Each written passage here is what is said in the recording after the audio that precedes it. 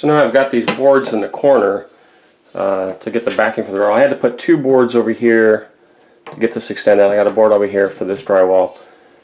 And then I put these, replaced some of this masonite stuff. Here you can see a little bit of a gap for the light, but that's been caulked with clear caulk. But I'm going to put some Bondo in that to give that a further seal in there. And the other thing was, when I was doing this, taking this cabinetry off, let's get back out here. On this wall, I noticed that over here, right there, the drywall to the left of that line has 2 panels of drywall on it, 1/2 inch. So it's on this over here. This is a full inch of drywall, 2 panels back to back. This over here is one, which is standard, 1/2 inch panel of drywall. And initially I was going to add more drywall here to get it flush with this. But as I've given it some thought, let's go up there and take a real close look at that. You know, it's kind of dark. There you can see it there. So there you can see there's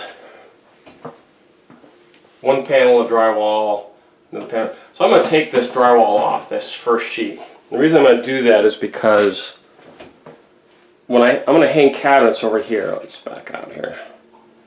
On this section of the wall. And if I put another section of drywall on here, that's going to be a 1/2 inch thick. And it's 2 things are going to happen. It's going to be harder to find the stud with a stud sensor. And you're going to have to use a longer, thicker screw to mount those cabinets. So there's no reason to do that.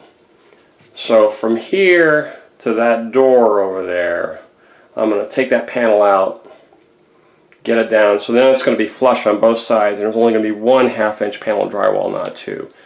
And I think that door is a good point to do that because I don't know how far down the rest of this wall they did 2 panels of drywall, but if I go to the right side of that door frame, that'll be a good transition point.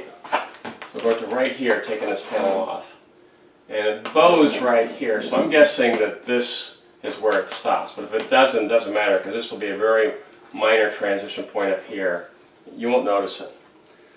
So I'm glad I kind of figured that out before I really got going here.